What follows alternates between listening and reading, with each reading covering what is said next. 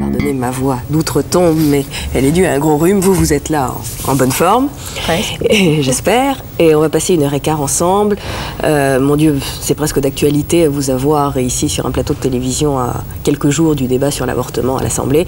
Mais je ne voudrais pas que cette émission soit placée uniquement sous le signe de l'avortement, du viol et autres procès fameux. Alors, on parlera de tas de choses qui vous sont chères. Nous aurons Marek Alter, peintre et écrivain, qui viendra nous dire quelques mots au sujet des Jeux Olympiques de Moscou pour lesquels il propose une action dont il nous parlera tout à l'heure. Charlotte de Turckheim, qu'on a surnommée la Coluche féminine, viendra nous donner quelques échantillons de son talent et vous faire rire, j'espère. Alain Marion jouera pour nous du Bach et du Debussy. Alain Cancès est là comme d'habitude, prêt à vous piquer, et Cabu à vous croquer. Alors d'abord, avant toute chose, c'était pas une mauvaise semaine pour les femmes quand même. La présidente de la Bolivie, Lydia Geirer, le prix Goncourt féminin, ça vous réjouit? Oui, mais enfin c'est moins simple que ça, la lutte des femmes. Je veux dire, il suffit pas qu'il y ait une présidente et un prix Goncourt. Ça suffit pas, mais c'est quand même les bonnes nouvelles. À tout prendre, vous les refusez pas. Positif. Bon, on commence par quelques notes biographiques. Je vous les donne et vous rectifiez éventuellement. Vous êtes né à Carthage en Tunisie en 1927, de père d'origine berbère et de mère juive, dans une société pauvre où il ne faisait pas bon être fille. À tel point que votre père a caché à ses amis votre naissance pendant 15 jours. Très tôt, vous refusez la condition de femme qui vous est promise, vous vous roulez par terre, faites la grève de la faim pour refuser les travaux ménagers, poursuivez vos études contre vents et marées et dites non au mariage arrangé qui aurait fait de vous une épouse à 15 ans et une maman à 16, exactement comme votre mère. Vous partez pour la France poursuivre vos études à la fac de droit, juriste le jour et standardiste la nuit. Vous découvrez le racisme à l'université où vous êtes tout à la fois la bicote et la youpine. Une autre découverte, c'est celle d'une grossesse non désirée. Vous êtes enceinte à 19 ans et c'est votre premier avortement, combien traumatisant. Alors, bon, c'est vrai que votre jeunesse peut expliquer beaucoup de choses sans faire de la mauvaise psychanalyse, mais votre situation était quand même particulière. Vous êtes dans une société particulière et toutes les filles ne sont pas dans cette situation-là, Dieu soit loué. Oui, mais je crois qu'on la retrouve en changeant un peu les choses pour beaucoup de femmes aujourd'hui. Mais ce que je voudrais dire, parce que c'est que mon enfance a été quand même très heureuse. Je sais que ça paraît contradictoire, mais elle était pleine de soleil, de mer, de football, et pleine de... Ça paraît aussi extraordinaire. J'ai eu ces problèmes avec mes parents qui considéraient que, je sais pas, que j'étais un petit peu anormale de ne pas vouloir me marier et de vouloir étudier. Mais je n'ai pas été mal aimée. J'ai été très aimée par mon père et ma mère, que j'aime tendrement. Il me reste ma mère maintenant et... Elle survit depuis que mon père est mort et je dois dire que cette enfance, au fond, ça pose un problème parce que c'est une enfance affectivement pleine, oui, avec beaucoup de lumière et de soleil et avec quand même cette espèce de révolte parce que c'était comme ça, les filles, c'était pas bien. Et alors, vous avez voulu devenir avocate pour vous révolter contre la justice, je pense. Parce que, pour plaider pour vous. Oui, je pensais qu'il fallait que je me défende, que j'apprenne. Et puis, c'est vrai que j'avais envie, et par la suite, je crois que ça s'est beaucoup vu, c'est que j'avais envie non pas de plaider la petite chose pour demander pardon ou l'indulgence. J'avais envie justement de dire pourquoi il ne faut pas qu'il y ait d'humilier, d'offenser, pourquoi l'oppression c'est pas bon, pourquoi c'est la loi qu'il faut accuser plutôt que de se laisser accuser par elle, et c'était un petit peu mon chemin. Et le racisme, c'est vrai que vous l'avez découvert à l'université ? Oui, enfin je l'ai découvert d'abord en Tunisie, il ne faut pas oublier, j'étais dans un pays colonisé, c'était un protectorat, et c'est là d'ailleurs la première prise de conscience, la fille ou l'arabe ou le juif dans ce pays-là, ce protectorat français, c'était un petit peu la même chose, c'était un peu des sous-êtres. C'était accumulé c'était beaucoup de choses à la fois, oui. Et puis, mais j'ai toujours pensé, ça c'est à la fois l'aliénation de la culture et le bienfait, parce que c'est vrai que je suis de culture presque totalement française. Je parle l'arabe, mais je ne sais ni l'écrire, et je parle l'arabe qu'on n'écrit pas, puisque je parle l'arabe de la rue. Eh bien, j'avais cette espèce d'idée, très longtemps ancrée en moi, que c'était On a retrouvé ça au moment de l'Algérie d'ailleurs, que les mauvais Français, c'était les Français qui colonisaient, mais que les bons, la vraie France, c'est de la révolution, des droits de l'homme, de l'égalité, d'Hugo, de Voltaire, de Pascal, eh bien, elle n'était pas comme ça. Alors, et quand j'ai débarqué, à 17 ans, pour aller à la Sorbonne et au droit, eh bien, j'ai eu un grand choc, parce que quand j'ai dit mes origines... immédiatement, ça a été, enfin, les plus gentiment du monde, on me dirait, ça se voit pas, on ne dirait pas.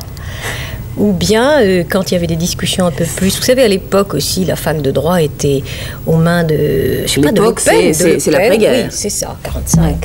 C'était aux mains de Le Pen et des autres. Enfin, je veux dire, ils ne faisaient pas bon, ils discutaient d'égalité ou d'antiracisme. Ça a changé ? Moi, je peux parler au nom de mes fils. Moi, je n'y suis plus retournée, sauf pour faire des conférences. Il y a des endroits où ça n'a pas changé. Je crois qu'à Assas, par exemple, j'ai été décommandée 2 ou 3 fois. Je devais faire des conférences et finalement, vous savez, on vous dit qu'on n'est pas en mesure d'assurer votre sécurité, qu'il vaut mieux que vous ne veniez pas. Donc, on ne vient pas. J'enchaîne. Vous commencez à plaider au barreau de Tunis, tribunaux militaires, procès politiques, membre du collectif d'avocats du FLN pendant la guerre d'Algérie. Vous défendez entre autres Djamila Boupacha, jeune Algérienne torturée, violée, et vous êtes arrêtée vous-même le lendemain du 13 mai 58 par l'OAS et le colonel Godard. Bataille contre la torture et pour les droits de l'homme toujours, vous assistez au procès des nationalistes basques à Burgos en 1970 et vous vous battez pour Eva Forest, arrêtée et torturée dans les prisons de Franco. Bataille politique, puisque vous vous présentez aux élections législatives au temps de la Fédération de la gauche, en 1967 à Paris. Bataille pour les femmes, et c'est le plus connu, l'avortement à Bobigny, le viol jugé pour la première fois aux assises comme un crime à Aix, Choisir, association mixte, on l'oublie quelquefois, fondée en 71 avec Simone de Beauvoir, Christiane Rochefort et Jean Rostand, le programme commun des femmes et les candidatures féministes, dont la vôtre d'ailleurs, en mars 78. À cela, j'ajoute des livres, des cours, des conférences, un mari, 3 fils. Vous y arrivez ? J'essaye. Mais ce que je voulais vous dire, d'abord, c'est que en 58, j'ai été arrêtée après le coup de force du 13 mai. Il n'y avait pas encore l'OS. C'était, il faut bien le dire, le général de Gaulle. Et l'OS a été un épiphénomène du gaullisme. Il est venu par la suite. Et pour vous avez été arrêtée pourquoi ? Parce que vous étiez... parce que je me suis trouvée bloquée. Je plaidais ce jour-là, le 13 mai, pour un responsable du FLN. Je me souviens d'ailleurs d'avoir eu son acquittement. Et puis, on a tout coupé. Vous savez, il n'y avait plus de départ vers la France. Alors, j'ai essayé d'aller en Tunisie, puis en Algérie. Quand on a trouvé tous ces billets dans mon sac, on a dit que j'avais essayé de m'enfuir. Et en fait, c'était absurde. Tous les avocats n'allaient en Algérie que s'ils avaient une autorisation de la préfecture de police que l'on vous délivrait à la demande du bâtonnier. Donc, j'étais parfaitement en règle, simple. J'étais dans ma mission d'avocat, mais il est vrai d'avocat du FLN. Et là, si vous voulez, le 13 mai, les masques sont tombés. Je veux dire, il n'y avait plus de droit de la défense. Je me souviens, je crois que c'est amusant à dire, j'avais dans mon sac un télégramme de convocation du président Coty, puisque je devais soutenir un recours en grâce. Je l'ai sorti en disant, je suis convoqué. Alors on m'a dit, vous savez, la République... Bon, je parlais de votre lutte qui est le plus connue, votre lutte pour les femmes. Est-ce que vous n'êtes pas toujours un peu lasse de plaider toujours la même chose, de revendiquer toujours et toujours le droit pour les femmes à une plus juste égalité, si j'ose dire ? Vous savez, quand la même chose, on ne l'a pas obtenue d'une part, et quand la même chose, c'est vraiment très essentiel pour la moitié du genre humain, non, je ne suis pas lassée. Et puis finalement, contrairement à ce qu'on peut penser, on ne dit pas la même chose. Parce que contrairement à ce qu'on dit, il n'y a pas... Vous voyez, vraiment, j'ai l'impression que rien n'est jamais acquis aux femmes dans leur lutte. Il y a, vous savez, des avancées, puis il y a 2 pas en arrière. Alors il faut recommencer l'explication parce que je voudrais... je crois que je veux convaincre. J'aime pas la violence. Je veux expliquer, je veux convaincre. Alors je reprends mon explication, mais c'est pas vraiment la même. Et vous n'avez pas l'impression qu'il y a, comme il y a une crise morale, politique, économique, il y a une crise du féminisme, ou est-ce que le combat pour le féminisme est toujours aussi d'actualité quand le monde va si mal ? Ou parce que le monde va si mal ? Non, c'est-à-dire que je crois que pour le féminisme, il y a un changement urgent et nécessaire à faire, hein, qualitatif. Il y a eu un moment qui était très nécessaire où les femmes qui n'avaient jamais eu la parole, qui ont été étouffées dans leur vie, dans leur histoire, les femmes ont dit, vous savez, on dit que l'homme fait l'histoire et que la femme est l'histoire, ce qui est monstrueux, parce qu'elle devrait à la fois faire l'histoire et l'être. Eh bien, les femmes ont eu besoin de parler, ça s'est appelé d'un terme un peu galvaudé, dire son vécu. Mais ça suffit pas. Alors moi, je pense qu'il faut changer. Je veux dire, on se raconte, c'est très bien, on avait besoin de s'enrichir mutuellement de nos expériences et d'apprendre d'abord à parler, parce que moi qui milite à la fois dans un mouvement de femmes et qui connaît enfin les instances politiques mixtes, je vois qu'une femme, elle est muette quand il y a des hommes qui sont là, prêts à la censurer, même de leurs yeux. Et puis quand elles parlent entre elles, eh bien, les hommes ne sauront jamais ce que sont des femmes entre elles qui commencent à parler. Donc c'était nécessaire. Donc pas de crise, mais passer une vitesse. C'est un peu un peu, je pense, passer une vitesse à la réflexion. C'est ce qu'on a essayé de faire à l'UNESCO, un changement qualitatif. Et puis un peu, et ça manque, théoriser, vous voyez un petit peu la lutte des femmes, féminisme et socialisme, féminisme et libéralisme, le féminisme, est-ce qu'il y a une stratégie? Alors, parce qu'après on nous accuse, et peut-être vous allez me le dire, qu'on fait comme ça du coup par coup, ce qui est d'ailleurs faux, parce que le coup par coup des femmes, c'est comme l'iceberg. Non, je veux dire, c'est ce qu'on voit, on voit le coup par coup en haut, mais c'est toutes les racines de la société qui sont mises en cause. Vous pouvez prendre l'exemple que vous voulez des luttes des femmes, et je vous dirai ce que ça met en cause, je vous le dirai pas parce que vous l'aurez senti vous-même, la contraception, l'avortement, on discute pour 10 ou 12 semaines, c'est pas vrai, c'est-à-dire le droit à l'amour, c'est faire éclater l'hypocrisie, la double morale sexuelle homme-femme, dire que quand on fait l'amour, on a un enfant obligatoirement, ou on est une meurtrière, enfin. Ça, c'est donc le préalable à tout changement de société. Oui, le changement de mentalité. Le préalable, c'est de savoir que le ponctuel dans la lutte des femmes imbrique, si vous voulez, un changement des racines de la société, donc des hommes. Ça, c'est important. Les hommes ne comprendront jamais à quel point ils devraient être partie prenante. J'espère qu'il y en a quelques-uns qui nous écoutent. J'espère, mais parce que c'est vraiment leur bataille. À 51 ans, vous êtes, selon un sondage, une des femmes les plus célèbres 52. et les plus... 52. Donc vous êtes, selon un sondage, une des femmes les plus célèbres et les plus influentes de France. Vous avez beaucoup d'amis, des personnalités comme Sartre, Aragon, témoin à votre mariage, Guy Bedos ou Miu Miu, mais des femmes anonymes aussi, qui trouvent à choisir ou dans votre cabinet accueil, chaleur et consultation parfois gratuites. Vous avez des ennemis aussi, même parmi certaines femmes qui vous reprochent quelquefois votre modération et votre réformisme. Et à côté de l'image publique que vous donnez, succès, charme, épanouissement, une question revient sous la plume de vos portraitistes. Et alors ça, j'en ai trouvé en pagaille. Qu'est-ce qui vous fait courir? Êtes-vous aussi forte qu'il y paraît? Quand ils n'ajoutent pas, alors là, ce sont vraiment des phallocrates. Et ça paraît évident. Quand on a tout pour soi, comment peut-on être féministe? Vous répondez encore à ce genre de choses? Non, pas vraiment, mais... Bon, alors répondez pas. Oui, non, je veux dire simplement, ça me rappelle quand même l'histoire de pourquoi, qu'est-ce qui me fait courir. En fait, j'ai envie de dire, je cours pas, je vis. Alors, très bonne réponse. C'est tout. Mais ce que je voulais dire, pourquoi fait-elle ça? Je voudrais vous dire, c'est à quoi ça me fait penser. Devant un tribunal militaire en Algérie, lorsque je plaidais pour des FLN, je me souviens d'un commissaire du gouvernement absolument charmant, genre instituteur, vous voyez, qui était très sensible au fait que je citais Victor Hugo ou quelqu'un d'autre. Et on bavardait dans les délibérés, puisqu'il ne participait pas. Et il est venu me dire un jour, après le bavardage, comme ça, mais avec presque de l'amitié et de la colère, mais vous êtes comme ça, vous avez des enfants, vous êtes intelligent, mais comment une femme comme vous peut-elle défendre les Arabes? Et je trouve que c'est à peu près la même chose. Pourquoi se battre? Pourquoi, si vous voulez réfléchir, pourquoi au fond avoir une cause, entre guillemets, parce que j'aime pas beaucoup, quand on peut s'orienter autrement? C'est un peu le même raisonnement. On a une image de vous très sûre de vous. Est-ce que c'est vrai? Est-ce que c'est une façade? Ou est-ce que vous connaissez le doute? Enfin, je pense que oui. Bien sûr que je suis pas sûre de moi. Bien sûr que je connais le doute, la fatigue, le découragement. Toujours, bien sûr. Là aujourd'hui, on m'a bien maquillée. Ça va. Alors, on a essayé de vous suivre à travers vos multiples activités, de vous suivre pendant toute une journée. On en a choisi, mon Dieu, quelques-unes. On n'a délibérément pas pris le Palais parce que c'est, disons, le plus connu. Alors, on va voir le reste. Oui, le cabinet, je l'ai toujours eu dans mon appartement et j'étais obligée de le faire parce que travaillant très jeune avec des enfants très jeunes, ça m'a permis de tout faire à la fois.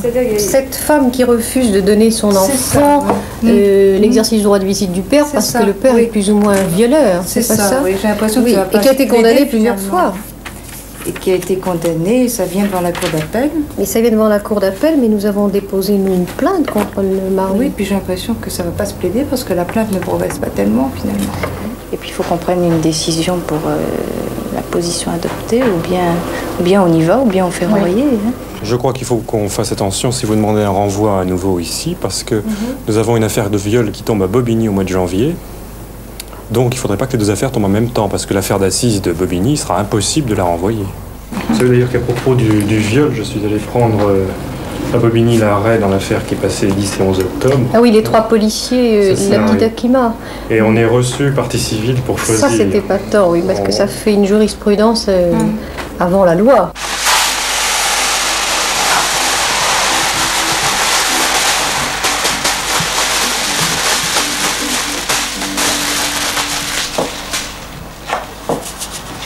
La cuisine, eh bien, j'aime pas ça. J'aime pas ça, et puis je la fais pas. D'abord, comment pourrais-je la faire? J'aurais pas le temps. Mais en revanche, de temps en temps, et pour des amis, mais pour des amis que j'aime beaucoup, je les aime beaucoup, ceux-là, je fais un couscous, parce que là, ça me prend presque 2 journées de ma vie, mais avec beaucoup de joie. Je retourne comme ça, je le fais comme ma grand-mère m'avait appris à le faire. C'est très long, je le roule. Et puis c'est comme, je sais pas, une bonne régression, hein, je me sens bien. Et puis c'est bon. Ils font leur pipi contre les murs, quelquefois même sur leurs chaussures. Pisser debout, ça les rassure. Les hommes ont leur petit jet horizontal, leur petit siphon, leur 2 babales, peuvent jouer à la bataille navale. Les hommes ont leur petit sceptre dans leur culotte, leur petit périscope sous la flotte, sont le bâton ou la carotte. Les hommes. Et au nom de ce bout de bidoche qui leur pendouille sous la brioche, ils font des guerres, ils font les méoches. Les hommes. Ils se racontent leurs conquêtes, leurs péripéties de braguettes, dans des gros rires à la buvette. Les hommes. Ils se racontent leur guéguerre, leur nostalgie de militaire, une l'alarme à la paupière. Les hommes. Virilité en bandoulière, orgueil roulé en bande moltière, agressivité en œillère. Les hommes. Ils te traiteront de pédé, de gonzesse et de dégonflé, à moins que tu te sors dehors si t'es un homme. Ils aiment les femmes comme des fous, c'est si pervers mais c'est si doux. Enfin quoi, c'est pas comme nous, les hommes. Ils aiment les femmes à la folie, passives, muettes et jolies, de préférence dans le lit. Des hommes au baby-room ou au boudoir, à la tortor ou au trottoir. Ils aiment les femmes sans espoir. Les hommes prostituées ou Pénélope, apprivoisées ou antilopes, que les femmes sont des salopes pour les hommes. C'est en 93, je crois, qu'ils ont tué la femme du roi et la déclaration des droits de l'homme. C'est depuis 2000 ans, je pense, qu'ils décapitent en silence les femmes d'ailleurs et de France. Les hommes ont abattu les Tibétaines, ont fricassé les Africaines, ont indigné les indigènes. Les hommes ont mis le voile aux Algériennes, la chasteté aux Châtelaines et le tablier à Mémène. Les hommes. Excusez-moi, mais elle me gratte, ma pauvre peau de phallocrate, dans la région de la prostate des hommes. Excusez-moi, mais je me tire, sans un regret, sans un soupir, de votre mafia, votre empire des hommes. À chacun sa révolution, aurais-je seulement des compagnons qui partagent l'indignation d'un homme. À chacun sa révolution, aurais-je seulement 3 compagnons qui partagent l'indignation d'un homme. Bon, écoute, c'est pas mal. Manu, oui, c'est mon 3e fils. Il fait des maths pour l'instant, puisqu'il est en C. Mais je suis très contente parce que c'est le seul de mes fils qui aime la musique, qui adore la musique, qui va jusqu'à en composer, qui chante. Et ça, je dois dire, ça me fait vraiment très plaisir. Bon, l'ordre du jour, très rapidement, c'est évidemment le colloque, les résultats bons ou mauvais. La vente militante. Et puis le soir, très souvent, eh bien, on est entre filles de choisir, les secrétaires nationales. Et là, on se réunit tantôt au local de choisir, tantôt chez moi. Et ça commence à 8h30 et ça finit rarement avant minuit. On n'a pas réussi, hein, Martine, sur le colloque. On n'a pas tout réussi, mais on a fait des choses. Ce colloque international à l'UNESCO, les 5, 6 et 7 octobre, ça a été excellent, je crois. Maintenant, il y a le bouquin que sort Gallimard, qui sera prêt le 13 pour nous, mais qui ne sera en vente que 10 jours après. Ça, c'est un peu tard pour le débat à l'Assemblée. Alors, il faut organiser la vente militante avec nos sections. Il faut former des équipes, faire partie des lettres pour les sections, pour qu'ils nous disent combien de livres ils veulent. Et puis, il faut y aller très rapidement. Tout de suite. Je crois que ça peut s'organiser très bien en revoyant les équipes qui avaient déjà fait la vente pour le programme commun des femmes, c'était prêt et tout. Et puis, les tables rondes auxquelles on va participer, le journal, bien entendu, par le journal de choisir. Bon, je crois que ça doit se faire bien. Ça et le Chili, parce que c'est quand même important. Oui, alors je voulais vous dire que Madame Allende, la veuve du président, est venue solliciter l'appui de Choisir. Actuellement, il y a une lutte des femmes chiliennes contre la dictature et les avocates de Choisir, nous envisageons d'aller au Chili comme observatrice si cela est possible. Alors actuellement, ce que vous pouvez faire dans l'immédiat, ça serait d'envoyer des lettres, des télégrammes, et elle nous donne les coordonnées de la personne à qui il faut s'adresser. Plus il y aura de femmes, plus ce sera utile pour les femmes chiliennes qui luttent et qui sont très isolées. Je déclare ouvertes ces assises de la paix. Mesdames, Messieurs, pourquoi sommes-nous aujourd'hui réunis ici? Eh bien, pour parler d'un des problèmes les plus graves qui puissent occuper les hommes et les femmes d'aujourd'hui, celui de la paix. Je participe à des réunions publiques, à des conférences, par exemple là aux Assises pour la paix à l'UNESCO, ce qui me paraît être une très bonne idée, à condition qu'on ait des conclusions concrètes pour cette paix dont tout le monde parle. La paix doit être à tout prix sauvegardée. Mais il ne suffit pas de ne pas vouloir la guerre. La guerre éclate, selon la formule employée en français, et il faut éviter, écarter, éliminer, mettre au banc de l'humanité tout ce qui pourrait être l'étincelle qui la ferait éclater. Les assises pour la paix, on en parlera tout à l'heure, de leur utilité, de leur portée. On en parlera avec Marie Calter.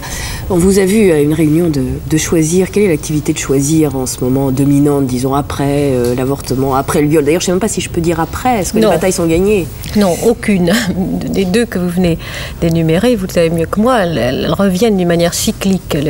L'avortement, on va en discuter, et le viol, c'est loin d'être gagné. Mais je crois que ce qu'on essaie de faire à Choisir, justement, c'est un peu ce que je disais tout à l'heure, c'est d'élever un petit peu la réflexion et qu'il y ait un changement qualitatif. Et quand on a pris l'initiative énorme, étant donné nos moyens et le nombre de filles que nous sommes à travailler régulièrement, il n'y a pas de permanente à Choisir. On travaille en plus après le travail, les enfants, le mari et les problèmes. Ça, c'est le militantisme. Oui, mais il n'y a pas une seule permanente, je veux dire. Pour faire des permanences au local de Choisir, c'est à tour de rôle. On peut pas. Et là, nous avons voulu faire ces assises, ce colloque international, justement avec comme thème choisir de donner la vie. Oui, c'est un livre alors. Qui a été, et qui, je crois, qui est devenu justement, étant donné le niveau et la réussite, Gallimard a pu le sortir très très vite. Tellement vite d'ailleurs que c'est même un miracle. Et je dois dire que c'est dû ni à Gallimard ni à Choisir, c'est dû à l'équipe de l'imprimerie de Saint-Amand, qui, et ça je trouve ça assez formidable, a regardé le contenu, a compris que c'était fondamental que ça sorte avant la discussion à l'Assemblée, parce que c'est un peu un ouvrage de recyclage, il y a presque tout dedans, le point, et a décidé, ils ont voté de travailler jour férié, samedi, dimanche, 11 novembre, et jour et nuit, pour que ce livre sorte, et il est sorti il y a 2 jours. C'est grâce aux imprimeuses que ce livre, Choisir de donner la vie. C'est grâce au pouvoir qu'on a sur son travail, je crois que c'est très important. Je veux dire que dès que vous êtes intéressé, on ne travaille plus de la même manière, on ne vise plus un boulon, on sait à quoi ça sert. avec un enfant en couverture qui tient à bout de bras une assiette dessinée par Picasso avec les vers d'Éluard qui sont la devise de choisir. Oui. Il ne faut promettre et donner la vie que pour la perpétuer, comme on perpétue une rose en l'entourant de mains heureuses. Voilà. Donc l'activité dominante de Choisir en ce moment, c'est de nouveaux combats, de nouvelles étapes, éventuellement faire mieux connaître peut-être des colloques que vous avez organisés. Oui, un changement, je vous dis, il y a la rue pour la manifestation et puis il y a la réflexion et on essaie de faire les deux, mais peut-être en privilégiant la réflexion. Et alors le viol, une de vos grandes batailles pour le faire reconnaître comme un crime, est-ce que ça aussi c'est une bataille gagnée ou pas encore non plus? Non, elle est loin d'être gagnée. Vous savez, on a vraiment dit à peu près tout et le contraire sur le viol. Par exemple, vous disiez bon, c'est en cours d'assises. Ça devait être en cours d'assises depuis que le code pénal existe, parce que c'est dans le code pénal. Mais on a considéré que c'était pas un crime, que c'était pas suffisamment important au fond comme infraction pour avoir les honneurs de la cour d'assises. Et ça a été systématiquement correctionnalisé, ce qui est bon contre la loi, tout ça, mais ce qui est un signe de culture, un signe de mépris de la femme, parce que on était jugés, les violés venaient dire ce qui leur était arrivé entre un accident d'auto et une paire de gifles quelqu'un, vous voyez. Donc on a fait la bataille pour que le viol donne lieu à un procès, comme je dis, un procès explication. Plus qu'un procès expiation. Voilà, je crois que c'est tout le problème. Et on croit avoir gagné des étapes. Vous savez, on s'est battu contre le huis clos, parce que le huis clos, et tout le monde l'avait reconnu, le huis clos finalement profitait plutôt à l'accusé, car quand la violée avait eu le courage, soutenu par nous d'ailleurs, de venir expliquer ce que c'était pour que ça ne se reproduise plus ou le moins possible, bien, elle voulait bien sûr que ce fût public. Or, on ordonnait le huis clos. Alors on s'est dit, ça y est, elles ont gagné la bataille, il n'y a plus de huis clos. Les propositions de loi qui sont à l'Assemblée, le projet gouvernemental, d'ailleurs, supprime le huis clos, sauf si la victime le demande. Il y a une série d'autres propositions qui sont aspirées. Dans les faits. Alors, dans les faits, moi, je vais vous dire parler de quelque chose de très actuel. Limoges, jugement, cour d'assises de Limoges, 3 jours de procès, lundi, mardi, mercredi. Jeune fille Elisabeth, employée de maison, 1800 francs par mois, je crois. Et puis 3 violeurs, du Breuil de la Guéronnière et ainsi de suite, qui comparaissent libres. Alors nous ne sommes plus du tout dans le même registre, on est dans la haute société. Alors 3 violeurs libres, l'avocat général ne s'est jamais opposé à leur mise en liberté, nous non plus d'ailleurs, par principe. Ils comparaissent libres. Première chose, huis clos. Huis clos, pourquoi? Il n'y a pas de mineurs. Elisabeth s'y est opposée, la victime, mais on a prononcé le huis clos aux applaudissements de la famille des accusés. Deuxième chose, on répond oui à toutes les questions. La cour d'assises dit oui tentative de viol, oui attentat à la pudeur, parce que l'affaire est horrible. On a emmené cette gosse dans une écurie parce que l'un des deux est monté dans un manège. C'était, je veux dire, des gens, des notables. Eh bien, oui au viol et condamnation, 2 ans avec sursis.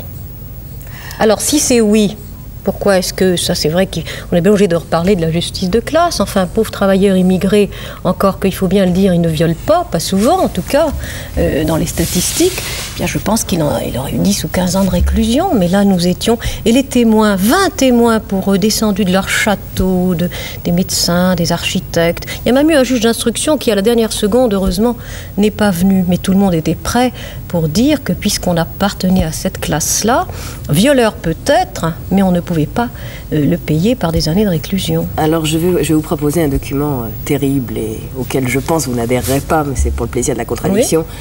Le viol ailleurs. Et ailleurs, c'est en Chine. On va voir un document que vous voyez, commenté par la télévision chinoise, où des violeurs désignés à la vindicte publique dans un stade ont été condamnés à mort, un peu comme au jeu du cirque. Aux applaudissements de la foule, vous voyez, puis ils ont été emmenés en voiture. C'est un document que la télévision chinoise a filmé et volontairement diffusé dans tous les pays. Vous les voyez emmenés là en voiture, on les descend et ils vont être mis à mort. Voilà. Quelle horreur. Voilà. Alors, vous avez dit un jour, jamais je ne défendrai un violeur. Je pense que vous ne pensez pas à ça. Non, ce que je veux dire, si vous voulez, ce que vous me montrez là, je voudrais dire, c'est pas un document sur le viol. C'est un document sur la peine de mort. Oui, d'abord. Si, non, mais parce que pourquoi le viol? Vous auriez eu la même scène pour autre chose. Sûrement. Pour un meurtre, pour un délit d'opinion politique, comme ça peut se passer. Eh bien, j'aurais eu la même horreur. Et ce qui est symptomatique, c'est qu'on en a fait un document sur le viol. Et ça, c'est tout ce que nous combattons. Vous voyez, je veux dire, dès qu'une chose a trait au viol, on veut en rendre responsables les femmes. C'est les Chinois qui en font un document sur le viol, c'est pas nous. Oui, non mais je veux dire, vous me le présentez sur le viol. Je le présente tel qu'on l'a reçu de la télévision chinoise, oui. Ça n'est pas un document sur le viol, ce sont des hommes qui ont été reconnus coupables d'un crime, le viol, qui est un crime, disons comme les autres, pour moi pire, mais comme les autres, et qui ont été d'une manière absolument barbare, condamnés à mort et exécutés. Mais je crois que là, le commentaire qu'on peut faire, c'est ça, c'est sur l'exécution et la condamnation à mort, et le niveau de civilisation des pays qui, comme le nôtre d'ailleurs, osent encore condamner à mort et exécuter, car vous savez qu'on exécutait il n'y a pas si longtemps. Mais quand vous disiez jamais je ne défendrai un violeur, oui, parce que ça veut dire que l'avocat ou l'avocate est maîtresse totale de ses choix et vraiment choisit parmi les causes qu'elle souhaite défendre. Ah oui, il y a le choix, et puis j'ai deux choix à faire, c'est que je ne défendrai pas. Vous n'avez jamais défendu une cause injuste? Non, jamais, parce qu'il ne faut pas que les avocats passent pour des victimes. Ni pour des saints. Non, ni pour des saints, nous ne sommes rien de tout cela. Mais je veux dire que vous pouvez demander au bâtonnier, d'abord vous pouvez refuser un dossier, mais vous pouvez être commis d'office, c'est-à-dire qu'on vous ordonne en quelque sorte. Mais là encore, notre déontologie dit bien que quand c'est contre votre conscience ou vos convictions, vous dites non. De la même manière, je n'aurais pas défendu un SS et on ne m'y aurait pas obligé, je ne défendrais pas un violeur, je dirais d'ailleurs que pour une bonne défense, il vaut mieux que ce soit pas moi, car il faut un petit peu sentir les choses pour les expliquer. Alors, votre prochaine bataille, vous allez défendre un insoumis. Ah oui, je vais défendre mon ami Jean Fabre devant le tribunal permanent des forces amies. Qui il est. Jean Fabre est un citoyen français insoumis qui a été condamné par défaut à 4 mois d'emprisonnement, qui a été secrétaire général du Partito Radical, ce petit parti, ce grand maintenant, un parti qui devient important, un parti italien qui a des députés à l'Assemblée italienne et des députés au Parlement européen, qui a été, pendant qu'il était à Fresnes, élu président de ce même parti, et qui entend faire justement de son procès, non pas son procès, mais comme je disais, le procès explication du droit à l'insoumission, de la non-violence, de la condamnation de la course aux armements, et comme il a raison de lier toutes les choses. Alors Cabu, le dernier sujet, je sais, vous intéresse particulièrement, mais pour le reste, qu'est-ce que vous avez fait depuis un peu plus d'une demi-heure? Alors j'ai commencé par une évocation de l'enfance de Halimi. Je ne sais pas si c'est très... Oui, avec le tchador, le rêve de son papa, c'était de l'avoir avec un tchador, je ne sais pas si... C'est très drôle. Son rêve, c'est la robe qui se transforme en robe d'avocate. Oui. Et puis le rêve de ses ennemis, c'est de lui mettre le tchador un peu plus sur la bouche, quoi. Un peu plus bâillonné. Oui. Voilà. Alors ça, c'est une évocation des bavures policières. Maintenant, on ne peut plus appeler la police. Quand on a une femme, il vaut mieux appeler tout de suite Gisèle Halimi, vous voyez. Je propose que les bornes de police soient branchées sur Gisèle Halimi, plutôt. C'est une suggestion. Et puis ça, c'est une évocation aussi de votre passage en Algérie, l'OAS. Oui. Alors, attendez, on jolie mal la bulle. Bande de gonzesses, même pas involontaire pour violer Gisèle Halimi. Déjà, ils avaient peur. Ils avaient peur de Gisèle Halimi. Oui, personne ne s'y risquait. Oui. Bien, merci, on vous retrouve tout à l'heure. Charlotte de Turckheim, vous avez voulu qu'elle soit parmi nous. Oui. Alors, on va lui demander de nous donner un échantillon de ce qu'elle fait au Café d'Edgar. Elle dit un texte, enfin une pièce écrite par Coluche et qui s'appelle « La fin du monde aura lieu le mardi ». Alors, on va vous écouter et puis après, on vous demandera de venir nous rejoindre quelques instants. Je suis un petit peu embêtée là parce qu'on devait venir à 24. Parce qu'on est 24 dans la pièce policière et puis il y a eu des histoires, on s'est engueulé, la télévision n'a pas voulu payer, enfin... Bon...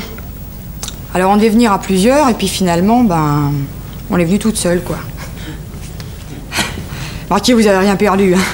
La pièce, elle est pas terrible. Puis alors les acteurs, nuls. Il y en a une qui joue avec nous, Martine, une pétasse alors, blonde décolorée, les cheveux jaunes PTT. Puis alors raide, elle a les cheveux raides. Elle a une maladie de la tête ou je sais pas quoi. Martine. Puis alors question odeur, on les servit avec Martine, hein. Elle, sous les bras, c'est du décap-four qu'elle se met. Martine, elle croit qu'elle est danseuse. Elle a dû prendre 3 cours de danse quand elle avait 8 ans. Ça fait... je sais pas, moi, ça fait longtemps, hein. Ben, ça fait... Lynn Renaud habitait encore dans le Nord, quoi. Elle croit qu'elle est danseuse. Bon, moi, j'y connais rien, hein. Mais, personnellement, je la trouve pas gracieuse, vous voyez. Marquez, elle a fait ce qu'elle a pu pour être gracieuse. Et Martine, elle a le menton refait, les dents refaites et les seins refaits. C'est le salon du bricolage. Martine, elle croit qu'elle est danseuse. Oh, l'erreur grave. Tu parles. Elle voudrait jouer le rôle d'une autre, elle sait même pas qui elle est, elle. Je dis pas ça pour dire du mal, hein. Oh, j'ai honte. Puis elle est moche en plus. Elle est moche, Martine. Puis elle est chiante. Non, puis surtout elle est con, quoi. Martine. Il y en a un qui joue avec nous que j'aime bien, moi. Jean-Luc, il s'appelle. Il est gentil, lui, mais il a pas toute sa tête. Il a reçu un chien. Oh, tu parles d'une tuile, hein. Ouais, il y a des gens qui se reçoivent des tuiles les jours de grand vent. Mais lui, c'était un chien. Il n'y avait pas de vent, d'ailleurs. C'est un chien qui est tombé du 3e. Il lui a éclaté sur la tête, dis donc. Il a été coiffé par les boyaux de chien. Ça l'a sonné, hein, Jean-Luc. Eh, t'imagines, le mec, il a rencard avec une gonzesse, il arrive couvert de boyaux de chien, dis donc. Oh là là, ils sont cons, de toute façon. Moi, ça m'est égal, hein, parce que si on continue à s'engueuler comme ça, moi, je me barre, hein. Oh, je m'en fous, moi, j'ai un métier, hein, je suis secrétaire. Bah alors, la seule chose que je savais en sortant de l'école, c'était la sténo. On parlait même en sténo. Le parle-stène, ça s'appelle. On abrève, quoi. C'est plus simple. Tiens, je vous donne un exemple. Qu'est-ce que tu fais cet après-midi? Qu'est-ce que tu fais, tape? Alors, qu'est-ce qu'il y a du feu pour moi? Qui a du feu pour moi? C'est plus simple. Bon, un exemple de la vie courante, maintenant. Je pars chercher le pain chez le boulanger. Je cherche help chez le boule. Voyez, c'est simple. Puis alors, on peut même faire du calcul mental en stène. Alors, un exemple. Je 12 gâtes, j'en mange 2, j'en 4 à monf, qu'on m'en reste. Qu'on m'en reste. Bah, il m'en reste 6. J'ai 12 gâteaux, j'en mange 2, j'en donne 4 à mon frère, il m'en reste 6. Vous êtes nuls. Bon, un autre exemple, alors suivez, hein. Je 2 pinais de la 40. Je pas mes imps, Giscard d'Ar, qu'on m'en reste. Qu'on m'en reste? 0. Bah, il a raison, le monsieur. 0. L'épinay, ça vaut plus que dalle, surtout ceux de la guerre de 40. Vous êtes nuls, hein. Merci.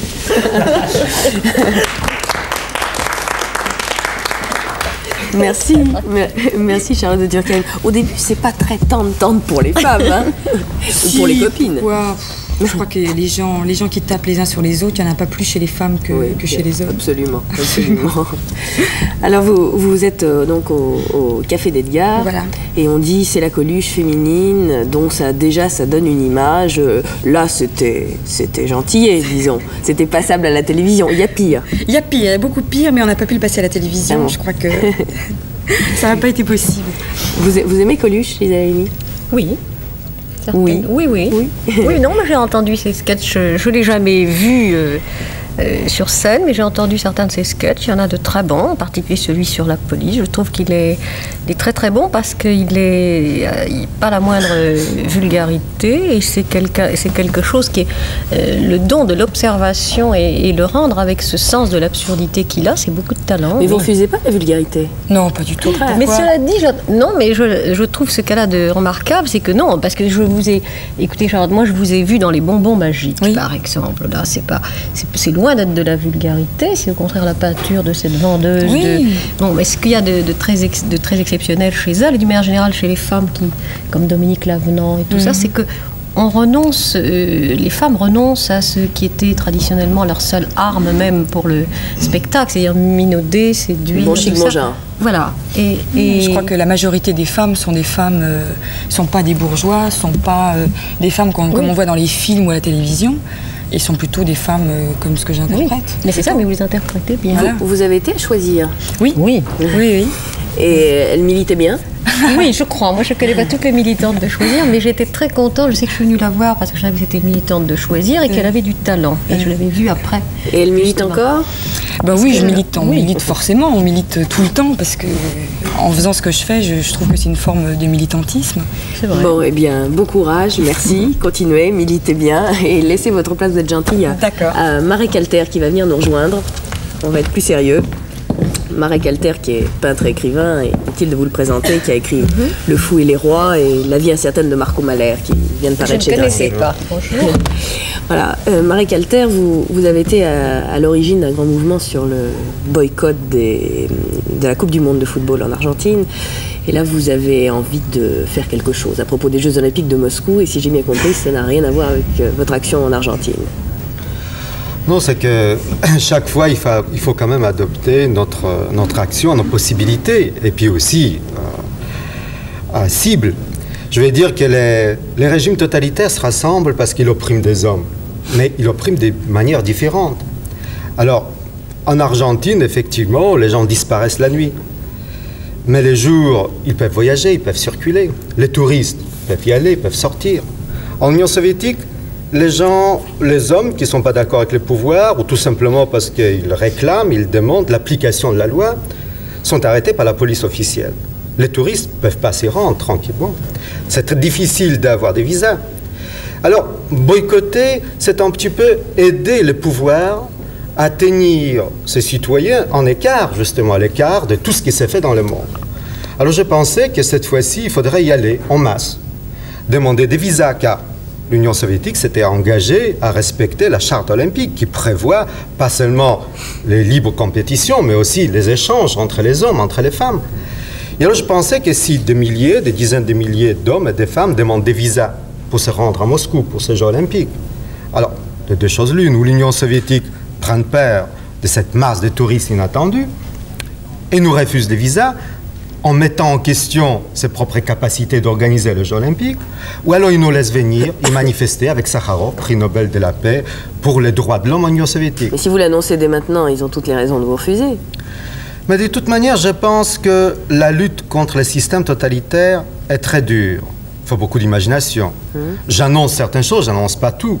Je pense que les sportifs, par exemple, pourraient faire un peu comme Amnesty International, adopter 2 ou 3 ou 4 prisonniers politiques, demander leur libération avant les Jeux olympiques. Mais vous savez ce que répondent les sportifs souvent? Ils disent nous, on y va pour le sport, mais notre rôle n'est pas nous mêler de politique. Est-ce que vous avez réussi à les convaincre ou est-ce que vous croyez qu'il faut les convaincre? Mais je pense que déjà pour la Coupe du Monde de football, il faut dire, nous avions eu pas mal de discussions avec des sportifs, et c'était des sportifs en général des professionnels. Et ils ont fait quand même des choses. Bien sûr, ils n'ont pas refusé de se rendre en Argentine, mais ils sont quand même allés. Ils ont demandé la libération des Français emprisonnés là-bas. Ils ont quand même réussi à en libérer plusieurs. Cette fois-ci, on a affaire à des sportifs amateurs, donc des hommes, des femmes comme vous et moi, qui sont engagés dans la vie quotidienne, qui travaillent, qui lisent des journaux. C'est vrai, c'est difficile de les demander à eux qui se préparent depuis des années pour participer à ces compétitions, de ne pas aller. Mais en tant qu'homme, qui, en dehors de la fonction des sportifs, je suis persuadé qu'ils prendront une position. Gisèle Halimi, qu'est-ce que vous pensez? Moi, je m'interroge parce que je n'ai pas les idées claires sur le moyen. Je suis bien sûr... J'aurais tendance à être pour le boycott parce qu'il ne faut pas y aller, parce que c'est une opération prestige pour le pays qui organise les Jeux Olympiques. Peut-être que si on avait boycotté les Jeux Olympiques du temps d'Hitler, peut-être que ça aurait servi à quelque chose, ou en tout cas à dénoncer, parce que l'Argentine, vous dites, le boycott, je considère, n'a pas été un échec, parce qu'il y a eu une telle... Je veux dire, on en a tellement parlé, c'est à ce moment-là que la télévision, justement, a diffusé des séquences sur les prisonniers, sur les tortures, donc ça a servi. Ce que je me demande si on n'est pas arrivé au moment où il faut peut-être cesser de faire du coup par coup. Vous me direz, c'est pas si facile. Mais enfin, faire une espèce de charte, non pas des droits de l'homme, parce que tout le monde la signe des 2 mains, ça n'engage à rien, mais avec un engagement de tous les États réciproques sur un certain nombre de conséquences si ces droits de l'homme sont violées. Je comprends votre position d'abord. Parce que vous n'êtes pas la seule. On ne chercherait pas on chercherait de toute manière. Mais je veux dire, on aurait quelque chose où on ne serait pas les seuls à avoir l'initiative. Parce que oui. Non, parce que vous n'êtes pas la seule à défendre cette position. Il y a pas mal de gens, d'ailleurs Bukowski, qui a fait un papier allant dans ce sens. Mais il me semble, je ne suis pas sûr, bien entendu. Je sais que les boycotts, la campagne pour les boycotts en Argentine a réussi, pas parce qu'on a boycotté, mais parce qu'on a réussi à sensibiliser l'opinion publique internationale sur ce qui s'est passé en Argentine. Mais il faut voir aussi qu'on ne peut pas répéter à l'infini les mêmes choses. Je pense qu'il faut qu'on ait une stratégie pour les droits de l'homme. Il y a une stratégie, ça veut dire que nous avons affaire à des professionnels. Quelqu'un, l'autre jour, j'ai eu une conférence, j'ai donné une conférence sur ce sujet à Versailles, et quelqu'un m'a dit, la différence entre l'Argentine et l'Union soviétique, c'est d'un côté, vous avez des amateurs, de l'autre côté, des professionnels. Et c'est vrai, nous avons des professionnels, des gens qui préparent ces Jeux olympiques, et ils mettent en question, comme tous les systèmes totalitaires, l'image des marques, la supériorité de leur système, justement, à partir de ces Jeux olympiques, à partir d'une bonne manière de procéder, d'une bonne manière d'organiser ces Jeux. Et vous voulez les prendre à leur propre piège? Je pense que la force des dissidents, la force des gens comme Sakharov, c'est que justement, ils ne viennent pas pour dire, vous savez, on vous propose un monde extraordinaire, le bonheur universel. Un autre que celui que vous nous proposez. Il ne dit pas, nous allons mettre des bombes pour détruire vos systèmes. Il ne dit pas qu'il va remplacer Brejnev. Ce qu'il demande, c'est l'application de la loi. L'application de la Constitution soviétique, l'application de l'acte de Helsinki, l'application de la Charte olympique. Et c'est ça sa force. Et je pense que ça pourrait être aussi la nôtre. En l'occurrence, je ne dis pas toujours, mais en l'occurrence, si nous, on demande aussi l'application de la Charte olympique. Alors, ça veut dire, on met à l'épreuve l'Union soviétique et son régime. Maintenant, c'est aussi une autre manière de mobiliser l'opinion publique internationale. On ne peut pas revenir chaque fois en disant boycott, car l'opinion publique sait déjà qu'une fois, ça n'a pas réussi. Nous savons que la réussite était autre sur un autre terrain, mais le public, il sait qu'on n'a pas réussi. Alors, Gisèle Halimi parlait de coup par coup tout à l'heure. Moi, je me demande, c'est pas une façon quand même de dédouaner l'Argentine par rapport à l'Union soviétique? Vous dites, bon, l'Argentine, on a fait ce qu'on a pu, ça n'a pas marché, ce sont pas des professionnels. Enfin, je veux dire, l'ennemi, le mal absolu, ça a l'air d'être l'Union soviétique. L'Argentine, c'est plus le mal absolu. Ah non, pas du tout. Vous savez, ce qui se passe, il faut quand même voir les choses en face. Nous vivons dans une très grande Argentine, c'est ce que j'essaie de raconter dans mon dernier roman. Ça veut dire que 3/4 de l'humanité vit déjà en Argentine. Ça veut dire ce système totalitaire qui chaque fois prend une autre forme. Mais la répression, la oppression est la même, que ce soit l'oppression de la femme, des juifs, des minorités, des gens qui pensent un petit peu différemment ou parce qu'ils veulent s'exprimer, tout simplement. Nous sommes peut-être 14 ou 15 pays dans le monde, sur 140, 150, où on peut parler comme nous parlons maintenant entre nous. Il y a encore cette démocratie dans laquelle nous vivons n'est pas acquise pour toujours, elle n'est pas parfaite. Nous devons pas seulement résister et de nous défendre contre les assauts de l'extérieur, mais contre les dangers qui nous guettent de l'intérieur, parce que ça peut disparaître du jour au lendemain. Tout à fait. Donc, la lutte, quand je dis maintenant l'Union soviétique, j'abandonne pas l'Argentine. C'est ça que je voulais vous dire. Bien entendu, en Argentine, les gens continuent à mourir. C'est certain. Qu'on ait libéré quelques-uns, il n'y a pas encore très longtemps, un ami pour lequel je me suis battu depuis des années, Jacobo Timerman, le directeur de la Opinion, le seul journal libéral qui a tenu pendant quelques années. Mais la lutte continue. Le problème, c'est que des gens comme Gisèle, comme moi... l'opinion en permanence pour... C'est cela. Je veux dire que nous sommes peu nombreux. Nous sommes ces gens des hommes et des femmes qu'on appelle des emmerdeurs, qui viennent chaque fois parler de tel ou tel problème, quand chaque Français a ses propres problèmes, il y a la crise, il y a le chômage, il y a un problème, il y a un enfant qui est malade, et nous on vient leur raconter encore des problèmes plus graves, plus terribles ailleurs. Alors bien sûr, on est des gens qui dérangent. Et on ne peut pas déranger tous les jours, c'est vrai. Là aussi, il y a un problème de stratégie. On ne peut pas signer toutes les pétitions pour tout le monde. Alors, chaque fois, il y a effectivement des luttes ponctuelles. Chaque fois, il y a des urgences. Et les urgences, pourquoi ce n'est pas urgent de parler du Cambodge? C'est très, très urgent. Mais je vais dire que chaque fois, l'actualité nous permet de nous accrocher nous raccrocher à l'actualité et pouvoir parler, comme nous parlons maintenant, justement, des Jeux Olympiques de Moscou. Gisèle Halimi, les droits de l'homme, on le disait tout à l'heure, ça a été, c'est toujours un de vos combats. La paix aussi, vous avez participé à des assises sur la paix à l'UNESCO. Je voudrais bien savoir à quoi ça sert. Oui, moi je pensais que ça pouvait servir. Je crois d'ailleurs que ça sert parce que le fait que on puisse se rencontrer comme ça venant de tous les coins du monde avec ces pays justement, comme vous le disiez, où la démocratie est loin d'être une réalité, on peut le dire. Moi j'ai eu une longue discussion avec Evtushenko pendant une demi-heure sur les goulags et je ne sais pas, je vais peut-être vous surprendre, mais il paraît que j'étais conditionnée par le capitalisme et tout ça et que les goulags... Ça n'existe pas. Bon, non. C'est une invention. En témoigner. Alors, vous comprenez. Donc, on voit que si les choses avancent ou pas. Ce qui m'a déçu dans les assises pour la paix, c'est qu'il y avait 6 femmes là-bas. C'est pas beaucoup, hein, sur 80 et finalement il y en a eu 70. 6 femmes est pas mal, je veux dire. Il y avait François Giroud, il y avait Psiba Menouine, il y avait Corinne de Souza, qui est une femme très remarquable indienne, qui a même présidé une séance. Nous sommes toutes intervenues. Nous avons toutes fait des propositions un petit peu différentes de ce que les hommes ont fait, parce que les hommes, c'est toujours les mêmes formules incantatoires, la paix, la liberté, la dignité. Nous avons proposé des choses. Eh bien, je ne sais pas si vous avez vu ça dans la presse ou ailleurs, mais nous sommes invisibles.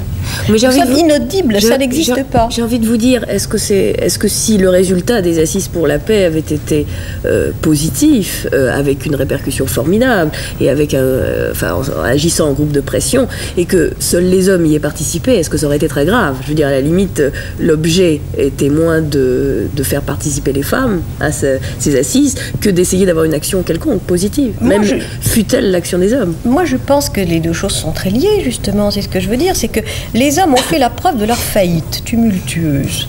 Vraiment, le monde des hommes ne prend aucun risque quand il s'agit de la paix, d'un problème comme celui-là, de demander aux femmes pour qui la paix, je le disais, c'est une forme physique, c'est un ventre, après tout rond, lisse, heureux, quand on a choisi de l'avoir comme ça.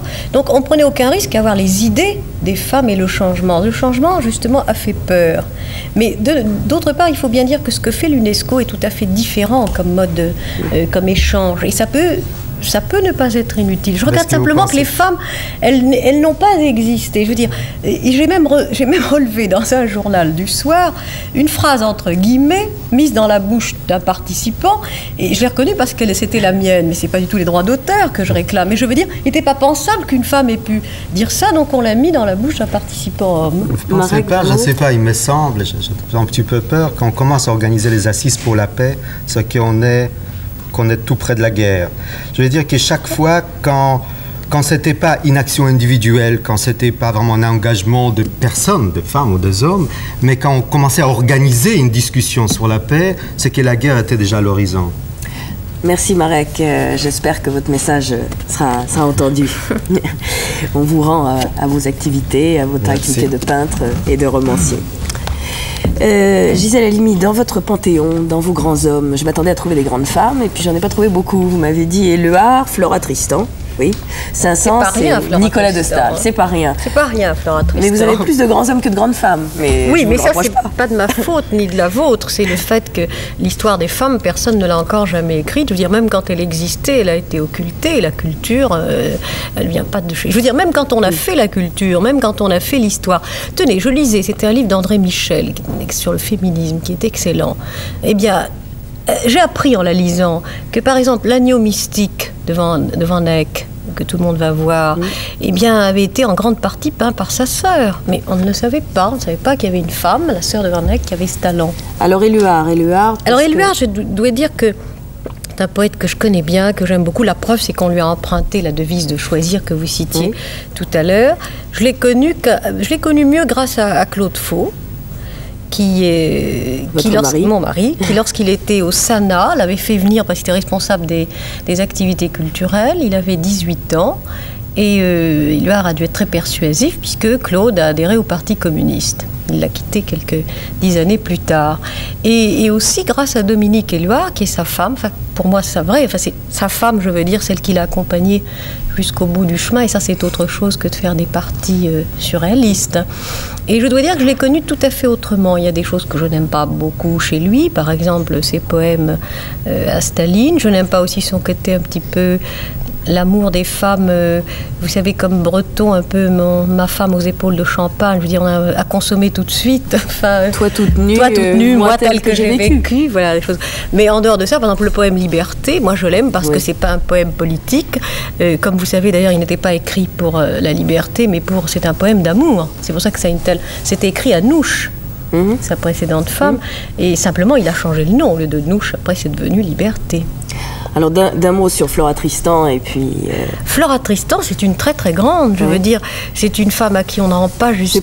C'est pas la plus grande des femmes de lettres et c'est pas la plus grande féministe. Alors, moi je crois que c'est probablement la plus grande féministe pour son époque, vous savez, 1800 et quelques, après une vie passionnée, puis une vie paterne, une vie passionnée, une vie faite d'amour, de voyage, de pérégrination, de recherche, et c'est celle qui quand même, 30 ans au moins avant Marx, oui, avant le Capital, a trouvé la formule justement de l'exploitation des ouvriers et celle des femmes, qui a eu l'idée de la pétition pour le rétablissement du divorce, la pétition contre la peine de mort, la femme, c'est quoi, dit-elle, la prolétaire du prolétaire. Et cette formule est extraordinaire. Je ne sais pas une formule seulement. C'est quand même elle qui l'a trouvée avant le manifeste communiste, avant les écrits de Marx, qui, il faut bien dire, ne s'occupaient pas tellement de la femme. Cabu, vous vous occupez un peu des femmes? Montrez-nous un peu où vous en êtes. Non, mais j'ai toujours une mesure de retard, parce que vous parliez tout à l'heure. Oui. Non, mais on revient en arrière volontiers. Oui. Alors, il faut nous traduire parce que nous, on ne voit pas très bien d'ici. Je propose la guillotine pour les violeurs. Pardon, la guillotine pour les violeurs? Oui, mais une guillotine minuscule. On a compris. Bon, mais là, je crois que Gisèle Halimi n'adhère quand même pas. Non, on est contre, oui. Il y a un mouvement... américain. Alors ça, c'est une réflexion sur les tribunaux militaires, en pensant au procès de Jean Fabre mardi prochain. Oui. Un tribunal de militaires jugeant un militaire, c'est comme si un tribunal de plombier zingueur jugeait un plombier zingueur, et c'est comme si un tribunal de violeurs jugeait un violeur. Voilà. Enfin, c'est mon point de vue. Oui. Et puis là, c'est une réflexion en entendant parler Marécalter. Je trouvais que... Moi, je ne crois pas qu'il l'ait fait exprès. Il faut nous la lire parce qu'on ne voit pas bien. C'était bien. C'était pas la peine que je me fasse la tête de Marx, ils ne connaissent même plus. C'est-à-dire qu'il ne peut pas passer la frontière. On le donnera à Marécalter avant qu'il s'en aille. Gisèle Halimi, vous m'avez dit que, et c'est un peu un scoop, que vous vouliez nous faire part d'un plaidoyer vibrant que vous avez l'intention de faire pour un Parlement européen pour les femmes. Alors, qu'est-ce que c'est que ce contre-parlement? Oui, ça c'est une initiative de choisir, et qui, je crois, est bonne et qui marche. Alors, c'est créé dans tous les pays d'Europe, et pas l'Europe des 9, même au-delà, un rassemblement informel, je veux dire, on ne va pas faire d'élection ni rien, fait par les groupes de femmes qui se préoccupent justement d'améliorer, pas seulement améliorer la condition de la femme, mais la changer les rapports entre les hommes et les femmes, qui se réuniraient dans un contre-Parlement européen, mais contre ne veut pas dire pour démolir le Parlement, mais qui serait en quelque sorte un groupe de pression, un groupe d'initiative sur les parlementaires européens qui siégeraient, ce serait le rêve, à Strasbourg, en face même de l'autre Parlement, pour faciliter la communication, et qui prendrait l'initiative d'une convention des droits de la femme, d'un certain nombre de mesures. Vous savez, on avait déjà choisi, on avait lancé l'idée d'un groupe à l'intérieur du Parlement européen des droits de la femme. Je viens d'apprendre que c'est chose faite. Là, nous faisons les choses un peu plus largement et d'une manière plus contestataire, c'est-à-dire comme nous ne sommes pas des élus, comme nous ne sommes pas chapeautés par les appareils politiques, nous sommes donc libres d'inventer, de réfléchir et de faire que notre invention et notre réflexion passent dans les actes avec les parlementaires européens. Il y a déjà 6 pays qui ont accepté d'en faire partie, et Psiba Menouin m'a dit qu'elle me donnait son accord sous réserve d'en parler au groupe de femmes en Angleterre pour l'Angleterre. Nous voudrions l'élargir aussi, par exemple, vous voyez, des pays comme la Suède, parce que pour les femmes, c'est pas mal. Et dire qu'il y aura la clause que j'appelle la clause de l'européenne la plus favorisée, c'est-à-dire le nivellement par le haut. Chaque fois qu'il y a des droits au travail pour les femmes, des droits au congé, des droits à la contraception, à l'avortement, prendre ce qui est le niveau le plus élevé et le donner à toutes les femmes européennes. Mais est-ce que ça veut dire, je sais qu'elles ne sont pas très nombreuses à Strasbourg, mais ça veut dire que vous ne faites pas suffisamment confiance aux femmes qui siègent au Parlement européen? Non, c'est pas le problème. De toute manière, le problème, vous savez, des élus, des élections à l'intérieur des partis, tout ça, c'est un problème particulier. On n'est pas libre. Je n'en veux à aucune femme de ne pas défendre autant que je le souhaiterais le programme des femmes. Elles sont femmes, elles sont pleines de bonnes intentions, mais d'une certaine manière, elles ne sont pas libres. Elles ne décident pas autant qu'elles le voudraient. Donc, c'est plutôt être, je dis que notre force... Leur aiguillon. Non, notre force est leur force. Vous savez, après tout ce que nous avons fait, beaucoup de femmes dans les partis ont fait paraître des manifestes que vous avez dû lire, le Parti socialiste, le Parti communiste, pour dire heureusement que nous existons. Heureusement, car ça leur a permis d'élever un petit peu le ton à l'intérieur de la réunion et de dire que les femmes, ça compte. Avant quand même l'actualité. L'actualité, c'est l'Iran, c'est beaucoup de choses, mais c'est aussi une actualité qui vous concerne directement. C'est l'avortement, la semaine prochaine, à l'Assemblée. Alors, d'un mot et rapidement, parce que... Qui concerne toutes les femmes de ce pays, bien sûr. Dire, sûrement. Alors, la position de choisir et la vôtre? Mais la position de choisir, c'est la reconduction de la loi Veil dans son principe, mais avec des amendements très importants. Oui. Et des amendements, certains ont été retenus par la commission. Le groupe, vous savez qu'il étudie, soit dit en passant, ce groupe est composé de 9 députés, mais il y a 9 hommes. Il n'y a pas une seule femme pour essayer de voir comment on peut améliorer cette loi. Alors, très vite, les amendements les plus importants sont d'abord le remboursement par la sécurité sociale. Je veux dire, franchement, je trouve scandaleux que ça ne le soit pas, parce que je dis, c'est l'antisyllogisme. Vous savez, 1, c'est un acte médical. 2, tous les actes médicaux sont remboursés. 3, l'avortement ne le sera pas. On a dit pourquoi? Pour dramatiser, pour ne pas banaliser.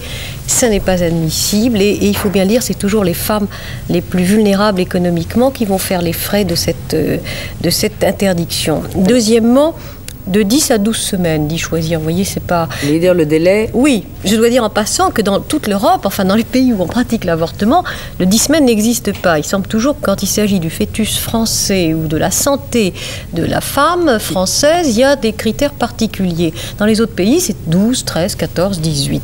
Et vous êtes favorable à quelle durée? 12 semaines. 12 semaines. Oui. Et au-delà, c'est l'avortement thérapeutique, mais élargi avec des indications, des médecins, des visites, un entretien. Et troisièmement, la clause de conscience. Ça, je crois que c'est très important. C'est-à-dire qu'il maintenir. À l'heure actuelle, un médecin qui refuse de pratiquer un avortement peut ne pas le faire. Pour des raisons philosophiques ou politiques, ou quelquefois même, on a vu Le Pen dans le défilé, là on peut dire même des raisons politiques d'extrême droite, d'accord, très bien, mais lui interdire absolument de paralyser par son pouvoir, par son abus du droit, paralyser tout un hôpital. Alors moi je dis, une femme en détresse, dit la loi Veil. Femme en détresse est une femme en danger. Quand on fait en sorte qu'on ne porte pas secours à une femme en danger, eh bien c'est l'article 63 du Code pénal, c'est refus de porter secours à autrui, on doit être poursuivi. Ça n'est pas acceptable. Et à votre avis, l'Assemblée va répondre quoi et voter quoi? À mon avis, j'espère que le principe de la reconduction sera admis, mais il faudra des amendements sérieux quand même, parce qu'il n'y a pas de raison, ça je comprends très bien la position de l'opposition, des communistes et socialistes, qui disent qu'il n'y a pas de raison que nous fassions une opération prestige pour le gouvernement, car ça fait libéral et tout ça, si les femmes ne profitent pas d'une amélioration de cette loi. Donc s'il n'y a pas d'amendement, mais quelle responsabilité de ne pas Quelle responsabilité? Mais la responsabilité est partagée, là. Je veux dire, il faut proposer l'amendement aussi. Autrement, il y a situation de blocage dont l'opposition n'est pas seulement responsable. Alain Cancès, venez nous rejoindre. J'espère que vous avez tas de choses à dire à Gisèle Halimi, que vous avez écouté avec attention. Non, j'ai écouté avec attention. Vous n'allez pas être méchant avec une femme. Si, je vais être méchant. Et avec une femme. C'est le mot de la phrase. Non, méchant, non, d'ailleurs, c'est pas ça, mais j'ai entendu beaucoup de choses. Sur le principe, je n'aurai aucune objection. Seulement, il y a une chose difficile qui s'appelle le principe de réalité. Je vous ai entendu, par exemple, évoquer à propos de Limoges la justice de classe, ce qui est parfaitement vrai. Seulement en 1978, les femmes ont présenté des candidates aux élections. Et vous êtes trop fine politique pour ne pas savoir que ce faisant au premier tour, si vous deviez affaiblir quelqu'un, c'était nécessairement l'opposition. Et pour parler clair, le Parti socialiste, qui me paraît plutôt, généralement parlant, plus favorable à la cause des femmes que la majorité. Alors je voulais savoir si, quand vous avez décidé de présenter des candidates, vous étiez consciente de ce risque ou non, d'une première part, et si vous étiez consciente, pourquoi vous l'avez fait quand même? Oui, mais je ne suis pas tout à fait d'accord avec vous là. Parce que ce que nous faisions au premier tour, comme les écologistes, comme toutes les candidatures, c'est prendre la parole. Vous êtes bien d'accord? Là, c'est une tribune, c'est prendre la parole. Oui, mais enfin, prendre la parole de manière à mettre dans certaines circonscriptions le Parti socialiste, qui est en gros le même électorat que vous. Vous avez des exemples? Si on reprenait je l'avais fait au lendemain des élections, il y a quelques cas En tout cas, c'est un risque que vous couriez. Parce que nous l'avons fait. Nous avons été très... Vous savez, contrairement à ce qu'on pense, on dit des femmes qui se présentent aux élections, ça peut être aussi intelligent, aussi bon stratège politique que des hommes. Et par conséquent, avant de le faire, nous avons réfléchi au problème, nous en avons discuté, pas seulement entre nous, mais avec d'autres. Et je crois que les candidatures... Vous reconnaissez qu'il y a un problème quand même. Hein? Mais je n'ai pas dit qu'il n'y en avait pas, je ne suis pas d'accord sur le commentaire que vous en faites. Je dis qu'il y en avait, que nous étions assez intelligentes pour le poser en termes de problème et essayer de le résoudre. Je veux dire, on n'est pas allé comme ça à l'aveuglette. Et là, ce que nous avons fait, je crois, c'est populariser des thèmes. Tenez, au moment de ces élections, le programme commun des femmes, nous l'avons sorti pour ça. Si on le reprenait aujourd'hui, nous ne l'avons pas. Toutes les propositions de choisir sont reprises, pour être très franche d'ailleurs, pas seulement par l'opposition, sont reprises à peu près par tout le monde. Il y a donc un travail que nous avons pu faire grâce à la tribune que nous avons eue. Est-ce que vous envisagez de présenter un candidat, ou plutôt une candidate, excusez-moi, présidentielle? Au présidentiel. J'en sais rien, ça faudra qu'on demande à choisir. Pourquoi pas si c'est pas moi? Parce que là, c'est fatigant. Non, mais ça, je veux dire, je n'ai pas un problème de personnalité. Oui. Parce que vous savez que là, par exemple, dans le contexte politique français actuel, vous pourriez peser très lourd, comme les écologistes d'ailleurs. Je veux dire, il n'y a pas d'innocence. Il est gentil, il vous donne des... Il n'y a pas d'innocence. Ce qui m'étonne beaucoup, c'est qu'un mouvement qui est en lui-même un mouvement de culture, d'équilibre sociologique, descend dans l'arène politique sans passer par l'école traditionnelle et vient les modifier. Or, il ne peut pas ignorer en le faisant qu'il les modifie nécessairement dans un certain sens. Oui. Mais vous avez dit les choses très bien, je veux dire, c'est exactement ce qu'on voulait faire. L'arène politique, mais pas l'arène politicienne. Oui, mais l'arène politique, la politique, c'est notre affaire à nous les femmes, nous en faisons tous les jours, mais nous refaisons d'en faire à travers le canal, j'allais dire des partis, mais c'est pire, le canal des appareils de partis. Enfin, écoutez, qui sont quand même des structures masculines et qui fonctionnent comme au siècle dernier. Ben, nous voulons modifier ça. Je veux dire, c'est pas parce qu'on fait un constat qu'on l'accepte. Se battre, c'est poser le constat et dire on n'en est pas satisfaite. Mais est-ce que vous croyez vraiment que les femmes sont une force politique en tant que telle? Autrement dit, une femme est d'abord question de fond, ça, alors. Une prolétaire, une femme de la bourgeoisie. Enfin, elle est aussi cela. Est-ce que vous croyez que vous pouvez étendre votre action, qui en elle-même est parfaitement justifiée, au niveau politique, sans finalement prendre le risque de déformer dangereusement les règles du jeu politique dans une démocratie? Écoutez, moi je crois que la question que vous me posez, pardonnez-moi de le dire, elle n'est pas nouvelle, elle nous a été posée et elle est très importante. Je vais vous répondre très brièvement. Vous prenez dans la même classe sociale un homme et une femme. Prenons, comme disait Flora Tristan, deux prolétaires. Est-ce qu'entre les deux, il n'y a pas une discrimination, ne serait-ce que celle du salaire, de l'embauche, de ne pas le droit de disposer de son corps? Alors attendez, si vous êtes d'accord, si nous sommes dans la même classe sociale, je ne comprends plus votre question, c'est que la discrimination vient bien du fait, et du fait seulement que je suis une femme, puisque j'ai le même statut que vous, mais parce que je suis une femme, j'aurai 33% de moins de salaire, je n'aurai pas le droit d'avorter, et je n'aurai pas le droit à la culture comme les autres. Juste un mot. Autrement dit, à la lutte des classes, vous voulez vraiment, à la lutte des classes ou à la coopération des classes, vous voulez vraiment opposer la lutte des sexes? Je n'oppose pas, je dis que c'est pas la lutte, je dis que la lutte des femmes englobe, explique, recouvre ce que vous appelez, et que personne n'appelle plus aujourd'hui la lutte des classes. C'est pour ça, j'ai employé le mot pour simplifier. Oui, il faudrait mettre des guillemets. Oui, absolument. Oui. Ça ne serait pas l'inverse? Absolument pas, je viens de vous expliquer pourquoi. En quoi la lutte des classes répond-elle du fait qu'une ouvrière a 33% de salaire que l'ouvrier? Expliquez-moi. Parce que pour l'instant, c'est toujours la même classe qui a été possédante et les entreprises du pouvoir. Et parce que dans les autres pays où on a tenté de faire quelque chose, vous avez l'impression que les femmes sont égales aux hommes, il n'y a plus rien à faire. Je pensais que la lutte des femmes est finie dans les autres pays. Ah, je ne crois pas ça. Mais je ne suis pas sûr qu'elle passe par une lutte comme vous voulez la mener. Bien. Je vous embaucherai pas à choisir. Et je vous enverrai Gisèle Halimi pour tenter de vous convaincre. Je ne suis pas absolument persuadée de vos talents d'avocate, là, parce qu'apparemment, il reste très sceptique. En tant que juré, il ne serait pas bon. On a de mauvais jurés. Cabu, le mot de la fin pour vous. Oui, il n'était pas prêt. Si. J'ai fait Gisèle dans Gisèle, évidemment. Gisèle dans Gisèle. Oui, c'est vrai, il fallait y penser, on n'y avait jamais pensé. De l'avortement. L'avortement avant que Gisèle obtienne des choses. Oui, j'avais commandé mes aiguilles à tricoter par correspondance et puis ces comptes postiers se sont mis en grève. C'est terrible. Et là, j'ai pas fini, c'est un monument à la gloire de Gisèle Halimi. Ah bon enfin, Gisèle déchirant sa robe en deux. pour les pauvres violés, pour les pauvres avortés, etc. Merci Cabu. Les hommes, finalement, peut-être sont un peu machos. Il est macho un peu, Kansas, oui. Mais Cabu a rattrapé. Oui, très bien. Bon. Ce que je veux dire, est-ce que je peux ajouter un mot? Ah oui, mais alors vraiment. Juste un mot, je vais dire ce mot seulement. René Char, le plus grand poète vivant, pardon Aragon, a dit: ce qui vient au monde pour ne rien troubler ne mérite ni égard ni patience. Et ça, c'est, je crois, ce qui est la lutte des femmes aujourd'hui. Alors, nous serons très patients. Nous serons très patients. Merci Gisèle Halimi, merci d'avoir été l'invitée de ce jeudi.